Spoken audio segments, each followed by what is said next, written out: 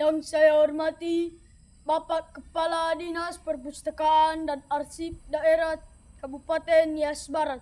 Yang saya hormati Panitia Pelaksanaan Lomba Storytelling tingkat Kabupaten Nias Barat. Yang saya hormati Bapak Kepala Sekolah dan seluruh Bapak Ibu Guru SD Negeri nomor 078495 Bukit Sion yang telah mendukung saya mengikuti lomba storytelling. Yang saya sayangi teman-teman yang ikut berpartisipasi dalam kegiatan ini. Sebelum saya menyampaikan cerita saya dalam membaca, terimalah salam saya dalam bahasa daerah kita Nias. Yahobu, salam pemuda Indonesia maju. Perkenalkan, nama saya Daniel Cirilo Kalvani Hia. Asal sekolah SD Negeri nomor 078495 Bukit Sion. Kelas 6. Saya akan menceritakan tentang hukum Archimedes. Seorang ilmuwan bernama Archimedes berasal dari kota Sirakusa, Yunani. Ia sudah dikenal sejak tahun 287 hingga 212 sebelum Masehi karena ia telah menguasai berbagai ilmu pengetahuan mulai dari matematika, fisika, teknik, astronomi hingga ke filsafat.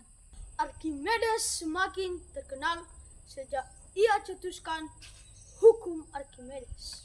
Pada awalnya, seorang raja bernama Raja Hero II, panglima tertinggi warga Sirakusa Yunani, ingin membuktikan apakah mahkota yang ia miliki yang dibuat oleh tukang emas, apakah benar-benar emas murni atau bukan.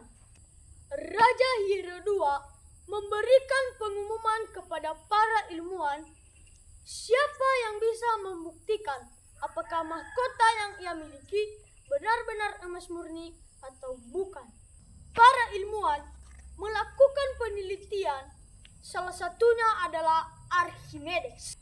Setelah Archimedes mendengar perintah dari raja, kepalanya mulai pusing dan stres untuk mencari jawaban yang telah disampaikan oleh raja. Sesampainya di rumah, Archimedes mencelupkan badannya ke dalam bak air untuk mendinginkan kepalanya yang sudah mulai panas dan pusing. Saat Archimedes mencelupkan badannya ke bak air, maka air bertumpahan di lantai. Sebagai seorang ilmuwan, muncul pertanyaan di dalam pikirannya. Mengapakah air dalam bak bertumpahan? Dari peristiwa ini, pertanyaan Raja Hero II terjawab. Karena kegembiraannya mendapat jawaban dari pertanyaan Raja Hero II, maka Archimedes melompat dan berteriak, "Eureka! Eureka! Eureka! Saya sudah mendapatkan jawabannya." Artinya, Archimedes mengambil mahkota raja, lalu menimbang massa dan menghitung volume mahkota raja sebelum dicelupkan ke dalam air. Archimedes mengamati dan mengukur jumlah air yang tumpah. Kemudian, Archimedes mengambil emas murni sebagai pembanding dengan massa dan volume yang sama dengan mahkota raja. Emas murni kemudian dicelupkan ke dalam air, lalu mengamati serta mengukur jumlah air yang tumpah. Dari kedua percobaannya, ternyata jumlah air yang tumpah tidaklah sama. Archimedes mengambil kesimpulan bahwasanya mahkota raja bukanlah emas murni. Setelah Archimedes mendapat jawaban, lalu dia menghadap raja, lalu menyampaikan jawaban yang sudah dia dapat. Raja Hero II sangat senang dan mengucapkan banyak terima kasih kepadanya, serta memberi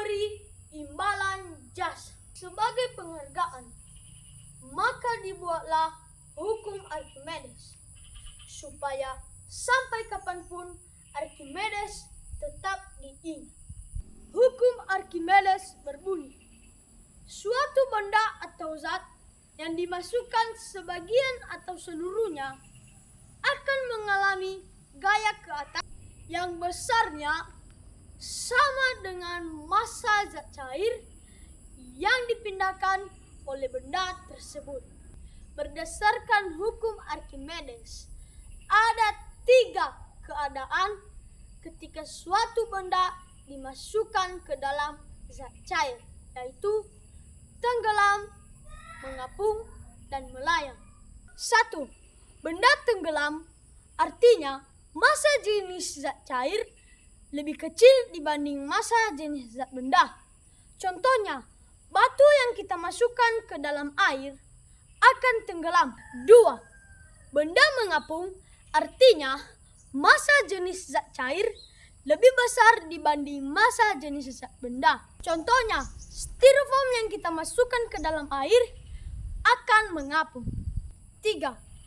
Melayang artinya bukan tenggelam dan bukan juga mengapung, karena massa jenis air sama dengan massa jenis benda. Contohnya telur yang kita masukkan ke dalam air garam akan mengapung. Demikianlah hasil cerita saya tentang hukum Archimedes. Semoga bermanfaat untuk kita semua. Akhir kata saya ucapkan terima kasih. Yahobu. Salam pemuda Indonesia maju.